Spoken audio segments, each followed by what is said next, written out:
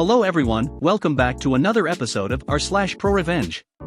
In today's episode, I don't want my server to have a sense of humor. Do what you want or quit. Okay.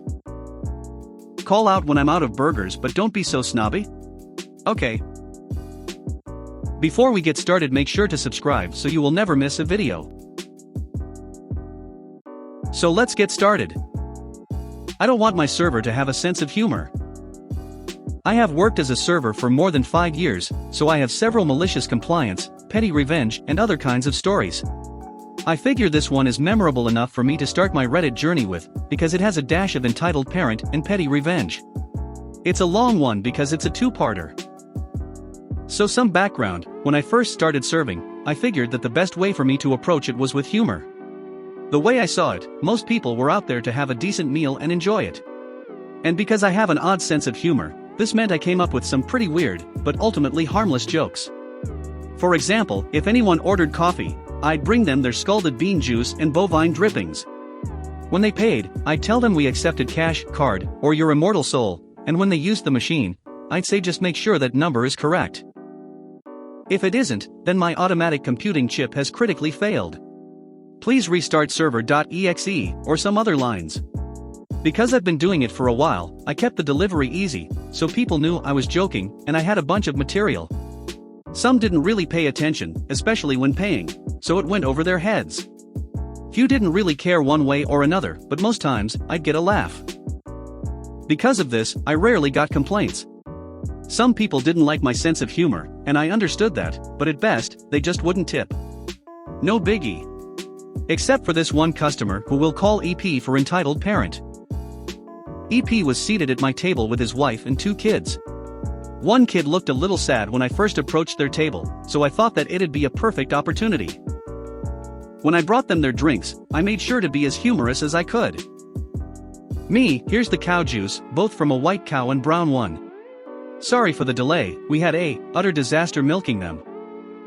K1 and K2 giggle. Me, and then the caustic aqua to burn your dried leaves. As well as some dismembered citrus. NM looks confused for a moment, but then I see the oh moment and a smile. Me, lastly, your dihydrogen monoxide, in its solid and liquid forms. EP, however, looks as sour as the lemon slices. EP, excuse me, what did you say this was? NM, really? Me, why, it's the essence of life itself. And something that came out of the dinosaurs years ago. Just filtered super well. Cue more giggles from the kids, but the EP looked really annoyed. Thankfully, NM for nice mom stopped him from doing anything by saying, honey, it's water. You know, H2O? After that, the meal went relatively quietly. I got their food orders, brought them it when it came out hot and fresh, no clever lines there. The menu was too big to come up with something for everything, though I did try for the kids. I checked on them twice to make sure the food was good, even got to chatting with the wife and kids for a bit. EP was silent the whole time, only really nodding when I asked if his food was good or holding out his glass for more water. I didn't mind him too much though, because I thought that it was the end of it. I brought them the bill, with the usual joke of cash, card, and firstborn children up at the front whenever you're ready. And even NM joked back, guess kid 1 is doing the dishes. Next time I had stopped by the table, EP was up at the front paying, while the kids drew on the kids' menus and NM watched them. NM thanked me for my great attitude, handing me a $7 tip for cheering up her kids. Turns out the family dog had a vet visit and the kids were worried.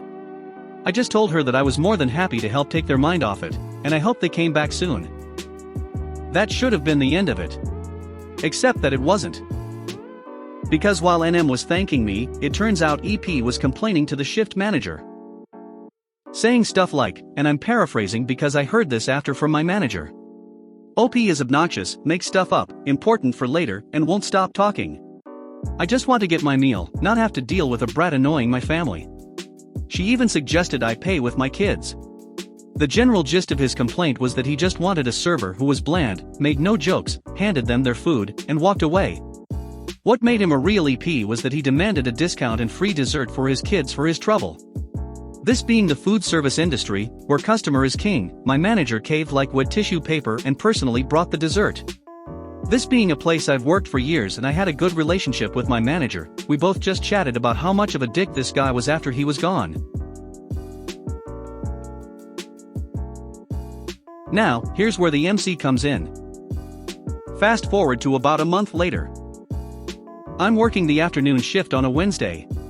It's in the dead period, and there's about a couple hours at the start of my shift where I'm the only one in the front of the house, and my manager is in the back counting last shift's cash. I'm basically alone, save for the cook, who isn't allowed up at the front, so when EP and his family come in, I can't immediately seat them because I'm taking food out. Still, NM and kids were excited to see me, while behind them, EP stares at me like I'm a shit stain on a napkin. I can tell he remembers me, and more importantly, I remember him and his complaint. His mistake is going to the washroom while I sat his family. It was the start of my shift, so I was still in a really good mood. I asked how they were. Kid 1 said that the dog was doing much better, and Kid 2 asked if he could have some brown udder juice. NM ordered herself a peppermint tea and a coffee for EP. As I sat them, I told them that I was going to do something different today. I told the kids wasn't mad at them, I promise. NM was confused, but I just smiled and winked before I left to get their drinks. By the time that I had the drinks, EP was there and waiting. Perfect. I slowed my pace from my usual speed into a slow march. The kids look up at me, clearly expecting. EP, we're not ready to order yet.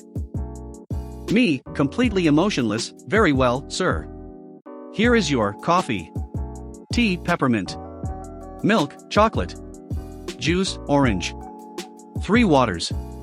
1 water, no ice. 4 creamers. Sugar is in the caddy on your wife's right. Is there anything else you require of me? EP, no. The kids and NM were confused. I had done a total 180 from peppy jokester to monotonous robot, and I was only gone for a couple minutes. But I just turned 90 degrees to the right and went to another table, where I dropped the act and went back to being me. This went on for a little while, as EP wasn't ready to order the next 2 times I stopped, even though his kids already knew what they wanted. I was neutral every time I stopped by their table, then went right back to being fun around the other 2. I chatted with one regular about some of the games he was playing, and an older couple about their kids. But with EP's table? Nada. NM asked me to put the order for appetizers, and I complied. Funnily enough, it was the same appetizer the older couple had. So they could hear me say to them, 6 hush puppies to a good home and warm stomach acids, only to bring theirs and say hush puppy. 6. Naturally, by the time I stopped at EP's table with the appetizer, no one was happy. The kids wanted to hear the jokes from me to them, not overheard. Even EP was annoyed because I was way nicer and warmer to other tables. But NM asked the question I was waiting for. NM, OP, how come you're joking with everyone but us? Last time, we got the best service I've ever had in chain diner. EP, get me your manager now. I refuse to be ignored when I'm just here to eat with my family. I in fact made no move to get my manager, but carefully schooled my expression to something neutral and kept my tone as calm as can be. But sir, last time you insisted to my manager while was paying that I be factual, concise, and as non-intrusive. As I recall, you found my behavior annoying to you and your family. Instantly, NM and his kids looked right at him. He immediately went red. EP, that's not what I said. I said that the service was great. Me, actually sir, and allow me to remind you that you insisted I not make stuff up. You complained that I wouldn't stop talking, and found my humor offensive, particularly the part where you claimed I suggested you pay with your children. And my manager offered you 25% off as well as a free dessert as recompense. NM, what?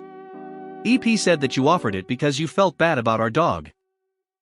Me, while I would have liked to, I did not. So my behavior today is in alignment with his previous complaint. At this point, the kids were upset and NM was furious. She asked me to give them a couple minutes with their order, and I just nodded and left. I did see NM and EP head out of the restaurant for a bit, and NM returned after a bit alone. As it turns out, EP is a serial complainer to try and get discounts and free food from restaurants, and NM was very upset that not only he pulled it again, but on their new favorite server. So he was off to eat alone at the Golden Arches, and I was back to joking and cheering the kids up. I apologized for my behavior, and the meal went on like normal.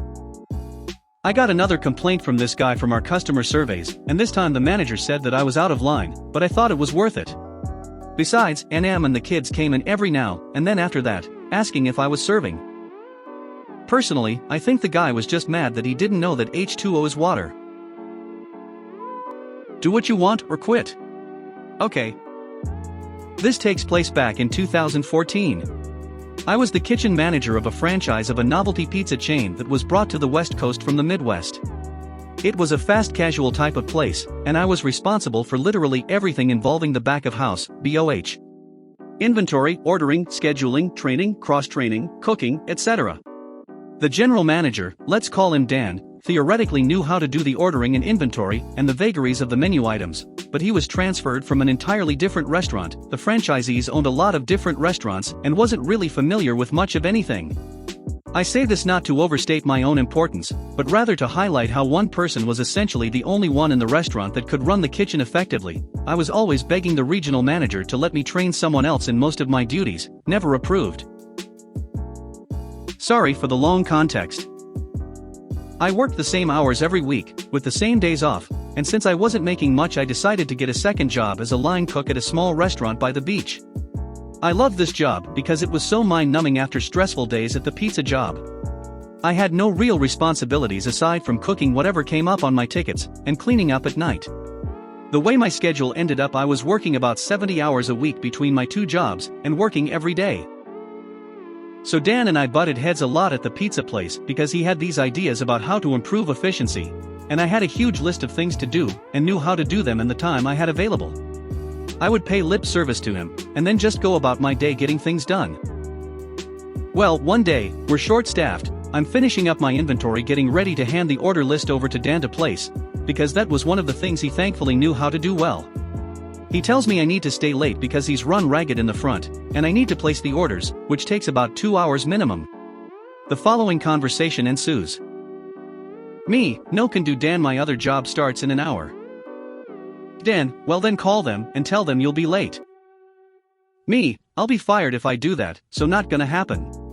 Just put the purchase orders in later when it's slowed down. D, no, either you stay and do it, or you can go to your other job and never come back. Me, okay. Bye. I proceeded to rip up the inventory I spent 3 hours taking, clocked out, and went to my other job. I got frantic calls throughout the night and for the next few days from Dan and the regional manager asking me to come back, but I was overworking a corporate job. I asked for, and received, additional hours at my second job, and later that year decided to go to college instead of finding a new second job. I graduated with a bachelor's 2 years ago. That pizza place, and the other ones the franchisees opened, eventually closed because of a number of issues, poor management being just one of them. Call out when I'm out of burgers, but don't be so snobby. Okay. So I just got off work and I'm writing this, still snickering. I'm on mobile so formatting will be wonky. Also I'll be censoring myself in case anyone doesn't like language. I work as a grill person at that famous fast food place with the big old yellow M as its logo in the middle of one of the hottest areas in the US. I'm the one who slaves away in the heat to make sure you have a nice hot juicy burger, lol. Well, we have a pull-out fridge for our quarter-pounder burger patties. The tubs contain around 9 per container, stacked and separated by sanitizing paper stuff. We have around 2 to 3 containers on the top pull-out fridge, and on the bottom we keep 3 to 5. It takes a while to get the tubs full of the patties, so whenever you're almost out, aka down to 1 tub, you have to let a manager know as soon as you can. Remember that. Well, today was packed as heck. Everyone in kitchen was scrambling to get the food out and to keep our times down. It was a nightmare. So, while putting down the quarter-pounder patties, I thought I had a whole tub. Note, when a tub is empty, you're supposed to empty it of the liner and put the dirty tub in another big one so it can go to the kitchen to be cleaned. Well, after seeing the empty tub and realizing I only had 2 quarter-pounder patties left, I look around for a manager. The only one available was one we will just call manager. I let manager know about the patties, and with the most exasperated sigh, she gave me a look that was nasty and said, "Fine," before storming off to get some. A good work friend asked why I didn't ask earlier, and I explained I thought I had a whole tub left. Well, the butthead of a manager comes back and slams only 1 tub down, and gives me a nasty look before saying, call out better next time and don't talk to me. You're snobby. Before stomping away. My good friend and I are shocked but say nothing and go to our stations. Remember how I only had 2 left in the 1 container and was only brought O&E container? Oh yeah. After an awkward second of silence, that familiar bell rings. When you get a quarter-pounder order, a bell goes off to let you know so you have time to cook. A person in our drive-thru ordered a double quarter-pounder, taking the last 2 I had in 1 tub, leaving me with 1 tub left. After graciously remembering the fact I had to call out, I called out to my manager in the most sweet voice I can, asking her politely if I could get more quarters. She was just on her phone, by the way. She gave me an extremely nasty glare but stomped off to go get some. Before I left work, another manager pulled me aside to ask what I did. Apparently my other manager said he was rude and demanding with the quarter-pounder patties and made me anxious and depressed. Her words, not mine. It took all of a minute or so to explain what happened. The manager let me off and told me I did the right thing. I'm unsure if I'm gonna get in trouble, but hey, I got a little taste of the compliance. If you made it to the end of the video, thanks for watching. Don't forget to like, subscribe and share, and we will see you in the next video.